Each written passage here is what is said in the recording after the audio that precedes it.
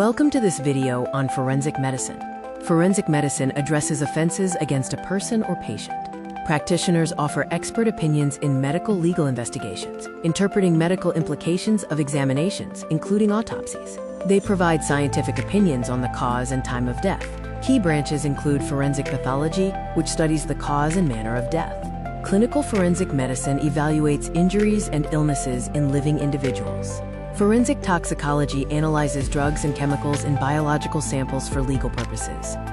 Forensic serology applies biology to law enforcement, also known as the science of forensic material evidence. Forensic psychiatry studies the intersection of psychology, psychiatry, law, and the legal system, focusing on mental evaluations and identifications. Forensic anthropology applies physical anthropology and human osteology to criminal cases, particularly when remains are unrecognizable, such as when they are decomposed, burned, or mutilated. Thank you for watching this video on forensic medicine.